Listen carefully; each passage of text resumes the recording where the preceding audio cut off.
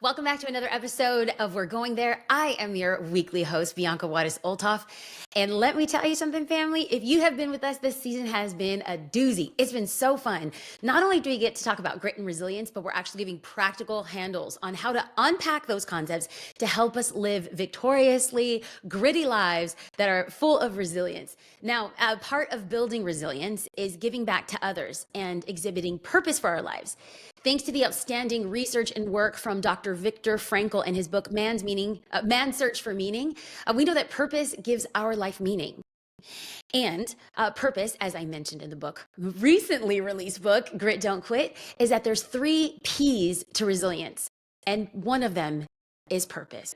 On today's show, I get the privilege and honor to speak with Vice President of Development Resources from Convoy of Hope, Kimarie Page. We met back in 2021 in Mexico, and I heard her share her heart for women, not just women there, but women from around the world. That very day, I went up to her, so moved and so motivated by her honest words and storytelling that I told her, I want to get involved. I want to help in whatever way that I can from any aspect from around the world. Well, 2 years later, and about 1,000 emails back and forth going and dreaming about what we could do together. I'm here not just to talk about empowering women. I'm here to invite you in joining us, what we want to do to change the world. And we're inviting you to that. Please welcome to the show, Kimarie Page. Hey, Bianca. So Kimarie, I excited to love be with you. you. And I'm so excited that you're here. I'm so excited that this is a long time coming, girl, from I know. 2021, 2021. I And now we're I here. know. I love it. I I'm love it. excited. And you travel more than anyone else that I know. I'm not even kidding you. Who are you, Beyonce? You're in a new hotel room pretty much every day. And the fact that I get to pin you down for this interview is nothing short of a gift. So thank you. Thank you, Bianca. I Okay, am in a so hotel. you are, I know you are, girl. You always in a hotel. They're gonna have an indention of your booty in like these hotel chairs because you're in a new hotel all the time. I mean, I gotta get on your reward system because your point loyalty system must be really high. I'm here for it. I'm here for it. Now, I want to go ahead and dive in because, yes, we're talking about purpose, creating purpose, not just in the lives of others, but even for ourselves. And I love what you do with Convoy of Hope. And before we talk about the 16 countries that have been involved in empowering women and helping other women, we're going to tell some amazing statistics and impact. But before we go there, I want to hear your heart for the why. Why are you part of this program? Why do you believe in this program? And yes, there's a lot of people in this branch of Convoy of Hope, women's empowerment, but you've been there from the very first event. And give us your eyes, give us your ears, but most importantly, will you share your heart? What happened there that kind of like birthed and started what we now get to walk in? Yeah, well, I am so blessed that I um listened to the Lord back in 2007 when he really told me to be part of what Convoy is doing. And I had no Mhm. idea what I was getting into at that time, but I'm so glad that I was obedient. And in 2010, we started a pilot program for women's empowerment in Ethiopia. And I got to be one of the first from Convoy of Hope to actually see it in the field. Hmm. And I was blown away by the impact and the need. You think you don't really know. Like our context for our lives is so different for what it is for women all around the world. So to really be face to face with the plight of women who lived in Ethiopia was kind of shocking and eye opening to me. But in our program, we were our goal was to empower 98 women in this period. And usually, it's about 12 weeks. We're trying to change people's lives, women's lives, and their families' lives. And that's such a short period of time it can happen. But in that same period, we were able to empower more than 900 women, Come which on. just blew us away at the success of the program. But there was one thing that happened that just kind of hit me in the face, so to speak. The women generally their lives are trying to find sustenance for the day, searching for food for the day. They're just living day to day. They can't even think about tomorrow because they're just trying to get through today. So to encourage these women to pull away from providing for their children, their families by searching for food or doing some menial task to get just a few dollars to buy meals, we said, well, if you come to this program, we will provide you with groceries so that you don't have to worry about providing food for your family. And then you can be trained and we can kind of change the trajectory of your life. And Brilliant. And that started, and the women came, and we would end the training sessions with groceries. But when the women started to realize the impact of the program and what that could do for them, they literally asked us, if you giving groceries to us means that our sisters, which is their neighbors, our sisters can't be part of the program, we don't want you to give us the groceries. We want you to invite more women Oh, to be part of this program. And I just oh, break up just even telling you the story because I was shocked at their heart for their neighbors, their sisters, mm, and at what a sacrificial level that was. Because as a mm, mom, I have 3 kids and I have 3 grandchildren now. And I just thought, could I be that loving? Could I be that kind to be so mm. concerned about my neighbor that it was sacrificial to my own family? Like, would I do that as a mom? And honestly, Bianca, I don't know that I could do that. I don't know that my heart is as generous as these women were. So these women who were in such great need taught me such a lesson about loving your neighbor. And I think that's part of the reason why we were able to do so many women, so many more women in that same period. So now that we have kind of got to hear a little bit of your heart, but also, and equally vital, is the impact of what Convoy is doing in the lives of women. Now I want to talk about what is the Women's Empowerment Program? What is Girls Empowerment? Where are you guys at? I mentioned this at the top of the show, but I feel like it bears repeating. Sometimes when we feel like we're knocked down, as Dr. Viktor Frankl mentioned, that sense of purpose, of giving back to somebody, of helping someone else is the very thing that our soul needs to get back up. So I want to talk about what is women's empowerment. I want the nitty gritty. I want to talk about, and I'd love to get a little bit of details of how girls empowerment was birthed out of women's empowerment. Oh my goodness, that's a big topic, and I'm going to try to be succinct with it. But I could go on, I could talk about women's empowerment for a really long time. But women all around the world live very differently than we do in the United States. And in most countries in the developing world, women are viewed more like property than people. They're more like collateral or commodity to be traded. And most girls are viewed as not valuable enough to even educate.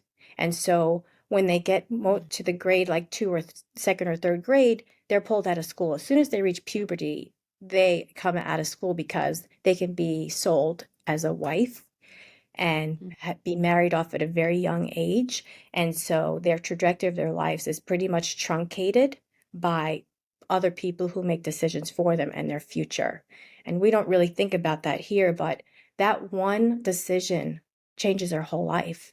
And any Yeah. dreams or hopes that they may have had for themselves, they don't even have the opportunity to dream. They're pulled out of Mm, school. They are married off at a very young age to a man mm, probably way older than them. They have children that they're not really capable yet to even take care of. They certainly can't educate their children because they're not really educated much past the very, very mm. basics. And unfortunately, that's what continues to perpetuate the poverty cycle because it keeps repeating over and over and over again until somebody steps in and says, enough is enough. We need to break it.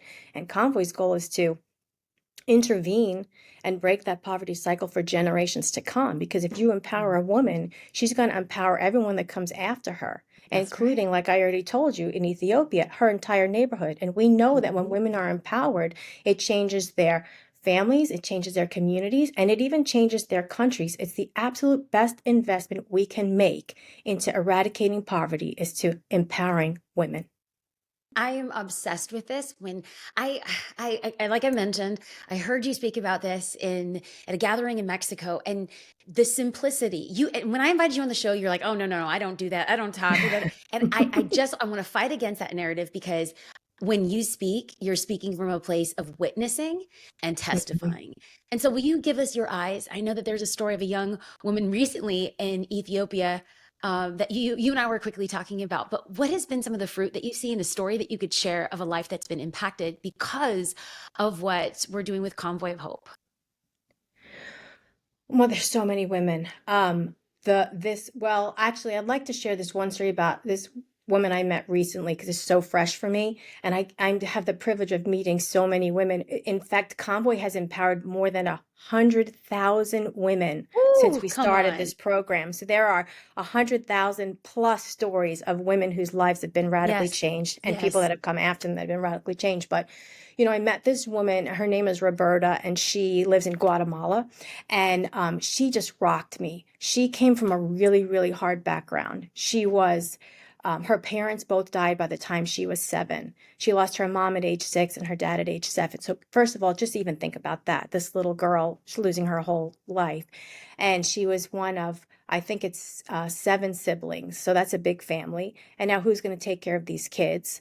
And very long story short, it was just a series of hardship and bad decisions. And it happens to a lot of girls. She got put into a situation where she was abused in every way that you could be abused by family members, which is just worse.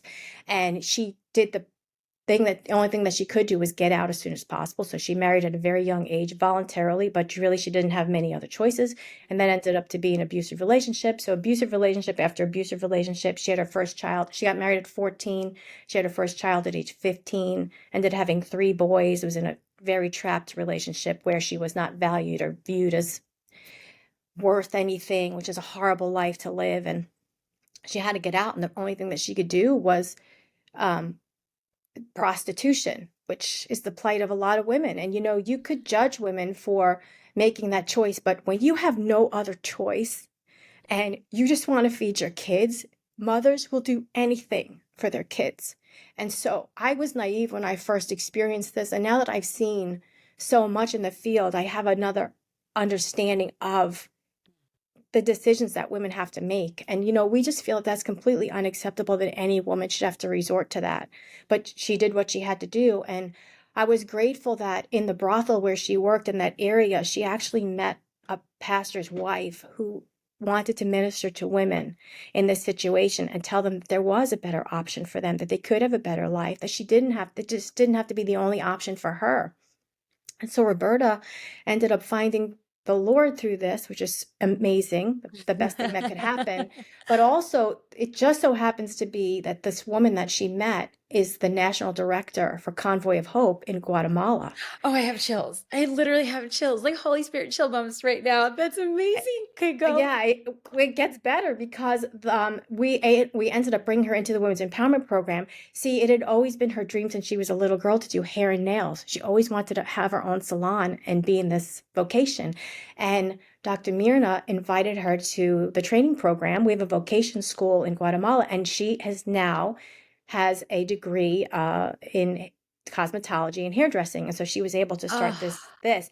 But here's what's so awesome about her in that same brothel area. It's like a long strip in Guatemala that's been there for more than 50 years. La Línea it's called.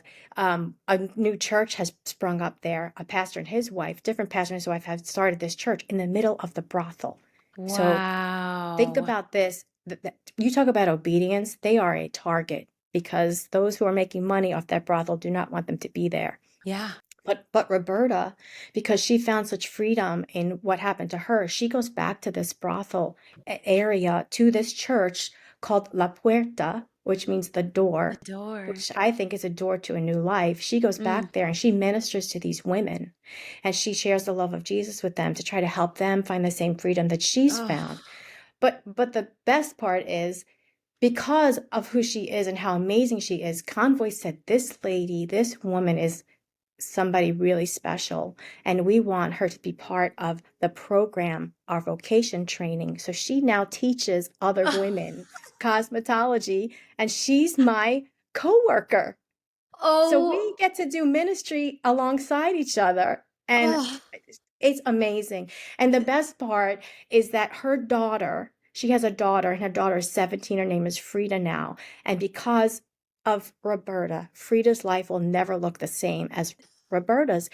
Frida is going to university in the fall. I had lunch with Oh Frida, and my. I said, Frida, what do you want to do with your education? And she said, well, I either want to be an industrial engineer or I want to be a lawyer. You want to talk Wow. about a complete 180. It's just incredible what God's doing. I am besotted with all of this. And what women's empowerment is doing is providing seed capital and education for women to literally have opportunities that they otherwise would not have had. Never And have. and so for somebody like Roberta, it's changed her life. But then we've also been discussing how this is not just it's not just women, like it really starts for young girls. So if we could Yes, train and educate young girls. that's So right. what I want to do is I kind of want to walk through the girls empowerment, like Yeah. why was it birthed, and tell me a little bit of the details there. Right. So, our goal at Convoy is to eradicate poverty. And so I Mm, look at it as, you have to meet the immediate need, right? Of course, there are children who are hungry and we have to meet that need and we do feed children. Why are children hungry? Well, because their mothers don't have the skill set or the opportunities to be able to provide for their own kids. So if we can empower the women, then we can help them meet the needs of their own children. Okay, well, then you take it a step deeper. Why are women in this situation? Well, because as girls, what I just previously explained, because they're being pulled out of school, because they're mm-hmm, not being treated, they're not seen as valuable enough to educate. They're making money, people making money off selling them into arranged marriages and lots of other things. And so if we can continue to dig down to the core of where does it start, that's how you eradicate it. We don't want to just put a mm, band-aid on it. We want to get to where it is to cut it out and never have it happen again. And so our girls empowerment programs, we actually hold those as after school programs in schools where we teach yeah. girls about their value. It was shocking to me that these girls didn't even understand that they had the ability to say no. Hmm. They're just going along with whatever happens to them. They have no voice, which is why I'm so grateful to be speaking on their behalf today to your listeners to tell them about their lives because they don't have this opportunity. And we take for granted that you even want to listen to what I have to say. That's incredible. I mean, we take this for granted that we have a platform, we can speak. These girls can't speak, Yeah. and what happens is, um, it's hard to hear, but these girls get raped and nobody cares because it's completely acceptable. These girls are victims of violence often. That's completely acceptable, whether it's by their own family members, by their teachers, by other boys. I mean, there's lots of stories about this kind of stuff that happens. We want them to understand who they are, how God sees them, that they do have value, that they can say no, that they can Yeah. have options for the future and change the trajectory of their lives. So we want to empower them through these after school training programs to teach them about these different things, so that they can change their lives and that they can say no. The other thing that's super important that probably people don't think about, especially your female listeners, is, we understand that every month when you get your period, that's a big deal for any, especially when it happens to you for the first time. But there's something called period poverty. And that's what Mm, happens is because girls, once a month, they don't have sanitary hygiene products, so they can't go to school once a month. And what happens is any child, boy or girl, if you're not in school 1 week a month, your grades are going to start to slip. But because it's only happening to girls, it contributes to the idea that because they're not meeting the same grades as the boys, then they're not intelligent, which is not true. And so we mm-hmm, want to keep girls in school all month long. And by mm. providing them with sanitary hygiene training and supplies, we keep them in school all month long. And we're changing that view. We're changing culture, the cultural view and the stigma that's been on girls for so long, and helping them to even understand what's happening to them and what's it for, and how do you overcome this, and how do you continue to stay in school. I love this because the after school programs are talking about general health and hygiene, menstruation, health and hygiene, nutrition, emotional health, self esteem, value. And what I also love is that they're getting the gospel message. It's That's right. not just we're beating them over the head with the word of God. We're No. also just there's an add value and speaking to the Imago Dei, the image of God that they're made in, which is like absolutely stunning and beautiful. You and I were talking offline about a young woman in Ethiopia who got her period and didn't have to miss school. You want to share an abbreviated, quick version of just like how she was able to, or if there's another story of a girl that maybe the trajectory of her life altered and changed because she was part of the after school program and had an idea of her self value, her worth, or had the resources to not quit school for a week a month. Oh my goodness. Let me tell you, when a girl gets empowered, especially a girl in Africa, wow, they are empowered. They are strong. I've been in their company, like that is a complete change. And I remember one set of girls. First of all, they were in a class and one of the girls was raped by 5 boys. Oh, And instead of the boys getting kicked out of school, she was kicked out of school, mm, which is horrible. And when she went home and told her parents what happened, they kicked her out of the house because mm, they said you should have just kept your mouth shut about being raped because now you can't go to school. And so now we don't want you here. So just think about yeah. compounding that situation. But this girl knew about our our girls empowerment program, and she decided she wanted to be part of that. And we were able to bring her in there and help her understand that that was not her fault, and that she is in the image of God and that she has value. And long story short, she was able to go back to that school and address the headmistress at the school. And she asked the woman who's in charge of our girls empowerment program to go with her to support her. And she went back to the school and she told the headmistress, "You were wrong. You should have kicked those boys out. You should not have kicked me out. They were the ones that did the wrong thing." First of all, for a girl to stand up like that in Yeah. that culture is unheard of. That was bravery on a whole other level. And the headmistress said to her, "Well, I'm not letting you back in the school." And she said, "I don't want to come back to your school, but I want to make sure that what happened to me never happens to another girl again." And she got change. The headmistress did hold those boys accountable. And she did promise to never allow that to happen again in that school. And Mm, that is a transformation culturally in just a few interactions with the Girls Empowerment Program for her to understand that she did have a voice, that she could say, "No, this is not right." And she could stand up for other girls. So the ripple effect of girls empowerment and women's empowerment it's exponential. We can't measure it because as soon as a woman or girl has a voice, she uses it, and that's yeah. what we want. As soon as she has an opportunity, she takes full advantage of it, and that's what we want. She empowers everyone around her. We have women's whose businesses have become so successful that they expand their businesses and they hire other women in the community because the bandwidth is they need more people, and they're empowering other women, which is incredible. So Oh, it goes beyond what Convoy does. It's just exciting when you light that spark that it ignites. I love that for girls empowerment alone. Just a couple statistics is in 2022 that over 20,000 girls from over 16 countries were impacted by this. And as I sit here and I dream about the future, the next generation of women, the next generation of girls, I can't help but think about my own life and how things have been different because so many people in my family did have an opportunity, but I also think about opportunities that we can create for others. Specifically, Convoy isn't just in Africa or Latin America. I Right. mean, you guys have outposts everywhere, and there's versions of what is going on and how women are being helped and supported in micro enterprise, health and education, food, assistance. It's beautiful. And then connecting to a local church, which I'm a church girl, so that's like a big, Right. big plus for me in my book. But personally, as we were talking about kind of the impact that's going on in Puerto Rico, I clearly have an affinity. I'm Puerto Rican, and I'm so grateful for the sacrifices of my grandmother. But I don't think I have a lump in my throat. Nope, we're not Mm. going to do that. I don't think that my grandmother would have left Puerto Rico if she had opportunities Right. like you're creating for women there.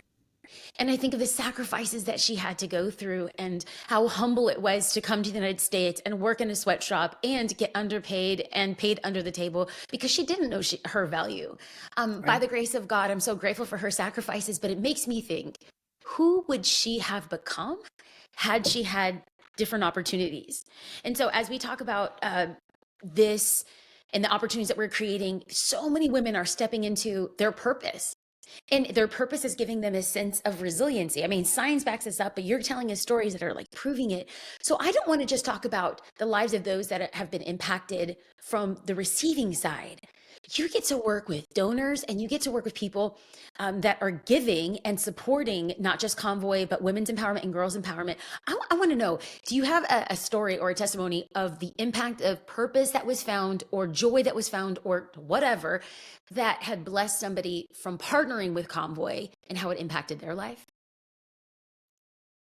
I mean, one of the things I get to do at Convoy of Hope is to take our donors into the field. And I've been doing that since 2008. So we've taken tons of trips into all different countries where Convoy has work. And I'm always excited to see in just a few days what God does in their lives, because I think everybody thinks they're going to go in the field and help people that are in need. But really, what happens is the Holy Spirit does so much more in you. And I just love, and I don't say anything, I just like to see it happen. So it's just, even the first time I went into the field, it's just radical. And it really changed me. It changed my heart. And I think that's what God does when you do that. But I remember one story where one of our donors, her and her family had been supporting women's empowerment for quite a while, and she was very excited to come on this trip. It just happened to be Ethiopia again. She was very excited to come on this trip to Ethiopia. We call that a hope experience, to go and see the impact of what's happening firsthand, and she's been a big part of that for many years. And so I was very excited for her. But before the trip, she called me and she said, we've been sponsoring a child through another organization there for some years as well. If I came in early with you, do you think there's any way you could connect me with this other ministry and to find this child? And I said, in my mind, I'm thinking, I have no idea how could we do this? And I said, Lord, if this is you, help me, because I don't, I don't know how to do that. So I called a contact that I had there and I said, okay, this is the organization. This is what she's looking for. Is there any way that you can help coordinate this? And he says, oh, I know that organization. I know exactly where that is. So she came in early and she went to meet this child that they had been corresponding back and forth, even with letters. So she knew who they were, and had been supporting them for a long time. And wasn't able to go with her to the visit. She was only able to go alone. And she went and she met this child. Well, the child's mother was part of our women's empowerment program, and she had been sponsoring the whole family. And I just, when God, I think that's a God wink. When God just says, I see you, and I wanted you to see what your faithfulness is doing. It's such a gift for her. And it was such a gift for me to even be a fly on the wall for that God moment. It was just really exciting, really exciting.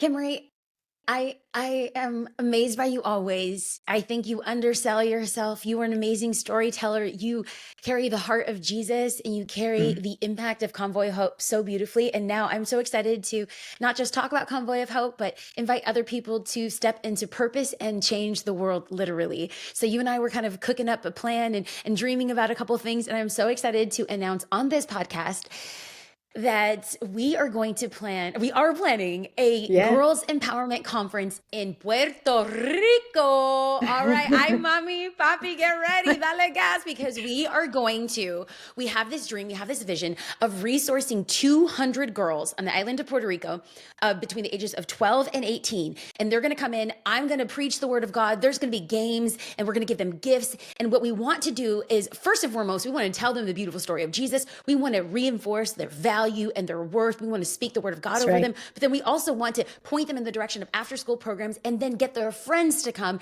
And Kimarie and I are dreaming for like one day, filling a stadium with teen girls. Like, move over, Daddy Yankee. We're here and we're going to bring in the word of God. We're going to turn up and have a party.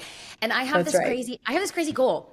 I'm turning to the podcast listeners, and in the season of resilience, even in your pain, in your lack, and maybe you wondering if you've been knocked down, we've heard so many stories of life transformation. And what I believe is that you will find a sense of meaning and purpose when you think of others more than yourself, even in moments of crisis and trial, trauma, and tribulation. And so I have a dream of sponsoring 200 teens for this event.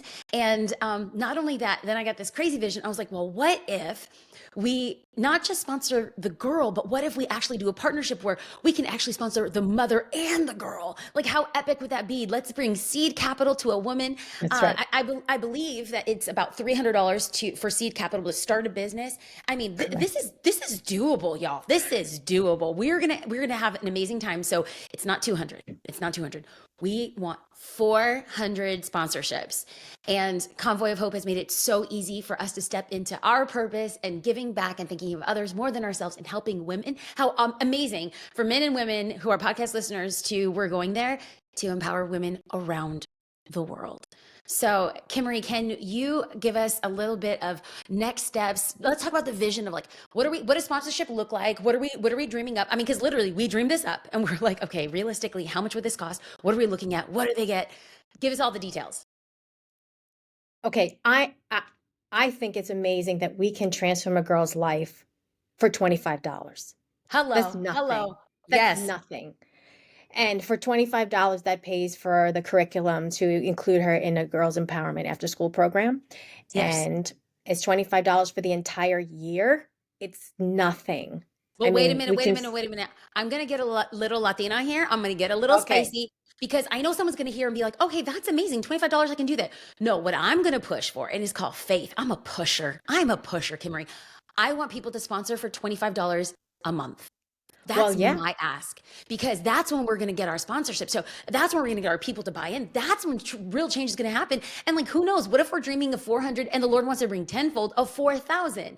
I want to see transactions. And so people can go to www.convoyofhope.org/Bianca. We want it to be simple. Everyone can remember my name. Come on, family, please remember my name here. Convoyofhope.org/Bianca. And Kimarie, correct me if I'm wrong, but there is options, right? So they can $300 is boom, immediate seed capital for one woman to that's start a right. business, get off of her feet, and people can pick $100. I mean, if we think about it, $25 a month is $300 for the year. So if you want to make a Right. one-time donation for 300, or if you want to do $25 monthly, or I mean, if you're a baller to the glory of God, you got $1 million. Kimarie is my witness. Kimarie, what did I tell you I wanted to raise for Convoy of Hope? Oh, you don't remember? Oh, it was $1 million. Okay. I had a dream. I had a dream of raising $1 million because I would love to see an outpost of Convoy of Hope built for the Caribbean islands. Everything. So if there's natural disasters in Haiti or Cuba, Puerto Rico, Dominican Republic, I want to have an outpost of that Convoy of Hope, which are known. I mean, we're talking about women's empowerment only, but Convoy is so much bigger than Right. that. And they are amazing with disaster relief. They're first on the ground. I mean, I absolutely love what they're about. I'm a little partial to the women's empowerment program, but I mean, if you want more information, you just go to convoyofhope.org, and you can get more information about what they're doing around the globe. But I would love, fam, I'm asking, can we empower around the world? Can we help others discover their purpose? Well, we are discovering ours. Again, the website is convoyofhope.org/Bianca. And Kimberly and I are excited. Not only that, you can follow along. The conference is going to be happening in October, and we're going to be posting things on social media. And so you can actually see where your money is going. And I just want everyone to know right now, like, I don't get a dollar from this. Okay. Right. I don't, I feel like I should tell people like, I don't get a 10% cut off, from all y'all. I don't want anything. I want this to go all to the girls. In addition to that, it's a double dip for me because Convoy is putting on this conference that I get to speak to young girls. But then there is a church denominational organization that's hosting a leadership pastors conference. So I'm going to speak to hundreds of pastors from Puerto Rico, pour into them, and then immediately go over to the girls conference. It's going to be ministry weekend overload, Thick. and you get to help sponsor that. Kimarie, any closing thoughts or words? Just thank you for you being you. Anything you want to leave us as we wrap up the episode? Well, first of all, I want to say thank you because I do think that your donors have heart, that your listeners, excuse me, will become donors and have a heart for the girls and the women. And it's super easy. And $25 a month is really nothing. We spend that maybe at one trip to Starbucks, honestly. Right. So I think we can do it. And if you can appreciate some of the stories that I shared, how it really can change and transform so many lives, one at a time, but so many lives. I think that'd be amazing for you to be part of that. But also, I'm going to stand with you on your $1 million. And I'm going to say that when that happens, we will do another podcast from that new building, that new warehouse I'm distribution gonna center cry. in the Caribbean. And Come we on, will give Jesus. all the glory and praise to the Lord, who I know is going to Amen. do it. So we stand together, Amen. and I'm And and if there's amen a on that. pastor, yes, if there's a pastor or organization or millionaire out there that wants to donate to make this possibility, listen, go to convoyofhope.org/Bianca, okay? And there we will raise $1 million. We will put an outpost so when emergencies happen, people will get blankets, they'll get food, they'll get water, they'll get baby items, they'll get hygiene items. That's what this is about. We get to change In the the name world of Jesus. in They'll the get it in name the of name of Jesus, Jesus. which is That's the most right. important part of it. You know, we partner with churches all over the world, and we want to be the hands and feet of Jesus and really meet people in their deepest needs to point them to the Lord. And that's what it's all about. Kimarie Page, I'm so grateful for you. I love you. And I hope that the listeners have learned to love you as well and get to know you, your heart, and Convoy. Thank you for being on the show. Thank you so much, Bianca. Appreciate you. Well, family, join us next week for another episode of We're Going There. Thank you for being part. If the podcast has been a blessing to you, you've enjoyed it, would you consider sharing on social media, tagging at Convoy of Hope, at Bianca Olthoff? We want to hear your stories. We want to know if you become a partner. Nosy folk want to know. So put your business out there. If you like the podcast, consider subscribing or leaving a positive review. We love you, and we'll catch you next week.